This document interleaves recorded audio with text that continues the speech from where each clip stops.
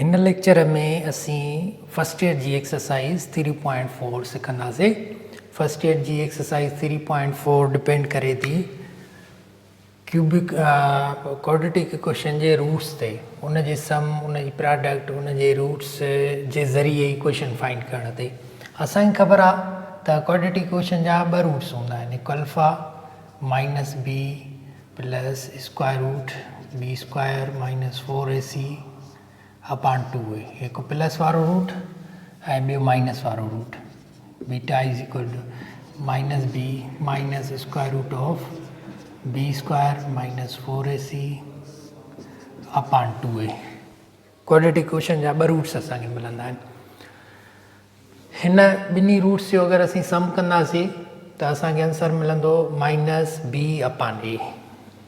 Sum of roots, sum असांखे मिलंदो alpha plus beta minus B upon A. 3.5 गुज़िरियल लेक्चरनि में असीं 3.5 में सम ऐं प्रोडक्ट फाइंड करे आया आहियूं। लास्ट क्वेश्चन्स में अल्फा प्लस बीटा असांखे मिलंदो, ॿिन्ही खे अगरि सम कंदासीं एलसीएम साॻी आहे त ही पार्ट कटिजी वेंदो ऐं minus B upon a answer मिलंदो। ऐं प्रोडक्ट कंदासीं अगरि असीं हिननि जी प्रोडक्ट यानी मल्टीप्लाई कंदासीं अल्फा ऐं बीटा खे, ॿिन्ही रूट्स खे, त असांखे आंसर मिलंदो सी अपॉन ए। असीं 3.5 में ही करे चुका आहियूं प्रोडक्ट ऐं सम, ऐं तव्हां करे बि सघो था, आसान आहे, एतिरो मुश्किल न आहे। Product sum of roots minus B upon A ऐं प्रोडक्ट ऑफ रूट जेको मिलंदो उहो सी अपॉन ए मिलंदो आहे। त ही क्वेश्चन जेको पहिरियों आहे इहो बि डिपेंड इन्हनि ॿिन्ही फार्मूला ते करे थो। विदाउट सॉल्विंग, बिना हल करण जे डायरेक्ट ॿुधायो सम ऐं प्रोडक्ट। ही क्वेश्चन मिलियल आहिनि 1 2 3 4। सम ऐं प्रोडक्ट जो असांखे फार्मूलो मिली वियो बी अपॉन ए जे बराबरि आहे, सम ऐं प्रोडक्ट बराबरि आहे सी अपॉन ए जे। त हिते असांखे सम मिलंदो माइनस बी अपॉन ए। बी जो वैल्यू आहे माइनस 6 ऐं माइनस सी बी जी, माइनस ऐं माइनस 6 अपॉन ए जो वैल्यू 1 आहे त आंसर थींदो 6। ऐं प्रोडक्ट ऑफ रूट्स थींदी सी अपॉन ए।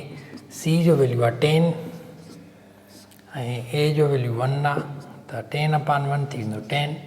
सम मिलियो 6 ऐं प्रोडक्ट मिली 10। क्वेश्चन नंबर 2, हिन खे असीं सही तरीक़े सां अगरि लिखूं त हे थींदो x square minus 25 equal to 0।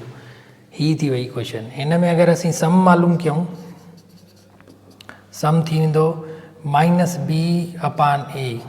B जो वैल्यू हिते बी आहे ई कान, बी यानी एक्स जो कोफिशिएंट आहे ई कान, 0 ए 1 आहे माना आंसर 0। ऐं प्रोडक्ट थींदी C upon A.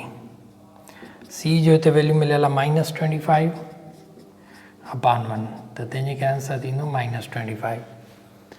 Question number 3, 6 minus 2x plus 15x equal to 0। Problem इहो आहे 6 minus 2x square plus 15x equal to 0। Sum मालूम कंदासीं त हिते असांखे B upon minus B upon A ही थियो। बी एक्स जो कोफिशिएंट ऐं ए जेको आहे ए ही आहे एक्स स्क्वायर जो कोफिशिएंट।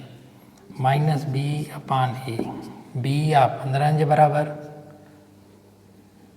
माइनस जी निशानी ऐं बी जो value minus 15 upon minus, minus into minus, minus minus में कैंसिल थींदी 15 भाॻे 2। ऐं प्रोडक्ट जेका मिलंदी सी अपॉन ए मिलंदी। सी जेको आहे उहो आहे 6, ए आहे माइनस 2 त प्रोडक्ट थींदी माइनस 3। ही थियो सम, ही थी प्रोडक्ट। ऐं हिन क्वेश्चन में बी अपॉन ए थी वेंदो सम, ही बी माइनस बी अपॉन ए थियो बी। ऐं प्रोडक्ट थी वेंदी सी अपॉन ए। सी 1 आहे ऐं ए जेको आहे उहो पी आहे। ही थियो प्रोडक्ट ऐं ही थियो सम. Question number 2, if alpha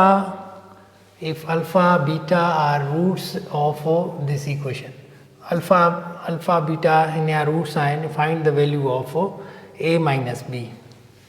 असांखे सम्झी त ख़बर आहे हाणे ही आहे सबट्रैक्शन, ॿिन्ही जो डिफरेंस आहे. इन खे फाइंड करण लाइ असीं हुननि जी सम ऐं प्रोडक्ट जी हेल्प वठंदासीं. एज़ असां मैट्रिक में ही फार्मूलो पढ़ियो आहे A plus B whole square minus A minus B whole square बराबरि छा जे थींदो 4ab जे. त असां हिन खे अल्फा ऐं बीटा लाइ इस्तेमालु कयूं था. हिन वैल्यू त असांखे ख़बर आहे, हिन वैल्यू बि प्रोडक्ट जो बि ख़बर आहे. हिन वैल्यू फाइंड करिणो आहे. हीअ हेॾे खणी ईंदासीं alpha plus beta whole square minus 4 alpha beta equal to alpha minus beta whole square. हिन वैल्यू आहे अल्फा माइनस बीटा जो सम ऑफ रूट्स छा जे बराबरि b upon a square minus 4c upon a equal to this one.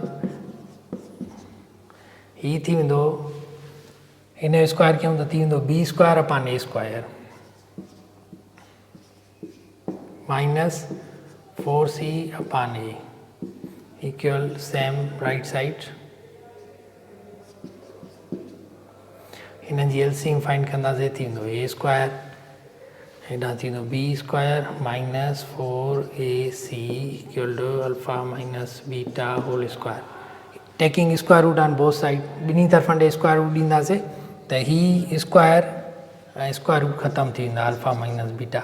ऐं हेॾां ही square root में ईंदो ऐं हिन जो आंसर मिलंदो a थींदो b square minus 4ac upon a. छाकाणि त a स्क्वायर जो स्क्वायर रूट a थी वेंदो. इहो थी वियो आंसर. ही अल्फा माइनस बीटा असां ॿियनि सम्स में बि यूज़ कंदासीं. b square minus 4ac square root ऐं अपॉन a. सॉल्यूशन हिननि जी एलसीएम फाइंड कंदासीं त थींदी अल्फा बीटा, अल्फा हेॾे मल्टीप्लाई थींदी बीटा हेॾे थींदो alpha square minus beta square. Alpha minus beta खे असां हीअं बि लिखी सघूं था alpha minus beta alpha plus beta या alpha plus beta alpha minus beta बि लिखी सघिजे थो. ॻाल्हि साॻी आहे अपॉन अल्फा बीटा. ही सम जो फार्मूलो हणंदासीं, हिते प्रोडक्ट जो फार्मूलो हणंदासीं ऐं ए अल्फा माइनस बी जो वैल्यू असांखे ख़बर आहे अॻ में. हिते थींदो सम जो फार्मूलो माइनस बी अपॉन ए हेॾां थींदो प्रोडक्ट सम जो ऐं ही अल्फा माइनस बीटा बराबरि आहे b square minus 4ac upon a divide by c upon a. a बि डिवाइड में आहे ऐं ही बि डिवाइड में आहे a. ही a ऐं a कटिजी विया सेम पोज़ीशन आहे. मल्टीप्लाई में चेंज थींदा त इहो उअं ई कटिजी वेंदा. हे c बि डिवाइड में हे बि डिवाइड में, हे ॿई वरी मल्टीप्लाई थी वेंदा छो त ॿई डिवाइड में आहिनि. Minus b upon ac into b square minus 4ac. इहो थी वियो आंसर असांजे हिन प्रॉब्लम जो. जॾहिं बि ॿ शयूं डिवाइड में गॾु हुजनि त उहे मल्टीप्लाई थी वेंदियूं ऐं जेकॾहिं पोज़ीशन अल्टरनेटिव आहे हिकिड़ी खां पोइ ॿी पोज़ीशन आहे त उहो कट थी वेंदियूं. असीं करे सघूं था ही हुन तरीक़े सां बि डिवाइड में आहे न मल्टीप्लाई में चेंज थींदो त a मथे अची वेंदी त a में तॾहिं कटिजी ऐं c हेठां अची वेंदी हिन सां सेम मल्टीप्लाई में अची वेंदी. हाणे असीं ॿिया कुझु सम सॉल्व कयूं. क्वेश्चन नंबर 2 जो प्रॉब्लम नंबर 3 हिन में एलसीएम असीं फाइंड कंदासीं ॿिन्ही जी. थींदो alpha square beta square. Beta हेॾे मल्टीप्लाई थींदो अल्फा हेॾे मल्टीप्लाई थींदो. Beta square minus alpha square. हिते माइनस कॉमन आहे minus alpha square minus beta square upon alpha square beta square. हिन खे वधीक असीं डीकम्पोज़ कंदासीं ॿिनि फैक्टर्स में alpha minus beta alpha plus beta थींदो alpha plus beta alpha minus beta upon alpha beta whole square. हाणे हिन में असीं हे प्रोडक्ट जो फार्मूलो यूज़ कंदासीं माइनस बी सम जो फार्मूलो माइनस बी अपॉन ए. हिते प्रोडक्ट जो फार्मूलो सी अपॉन ए ऐं हिन ऑलरेडी असांखे ख़बर आहे माइनस बी अपॉन ए ऐं ही बराबरि आहे b square minus 4ac upon a divide by c upon a square, minus into minus plus b upon a into b square minus 4ac square root में अगर ही ए ऐं वी ए मल्टीप्लाई कयूं थींदो A square divide by C square upon A square. ही ॿई alternative position ते आहिनि, तंहिंजे करे ए स्क्वायर में कटिजी वेंदी। बाक़ी आंसर थी वियो B upon C square square root में B square minus 4ac। Question number 4 problem number 2 जो 4 त ही थींदो alpha square minus beta square plus beta square. ही वधीक डिकम्पोज थी वेंदो alpha plus beta alpha minus beta ऐं ही भी डिकम्पोज थी वेंदो।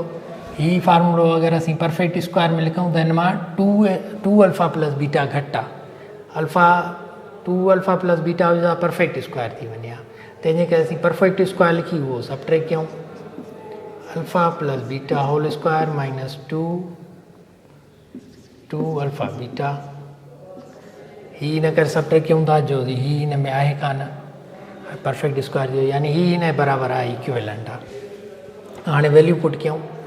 अल्फा प्लस बीटा जो वैल्यू थींदो माइनस बी अपॉन ए ऐं हिन जो वैल्यू थींदो B square minus 4ac upon A. हेॾां थींदो minus B upon A square minus 2c upon A.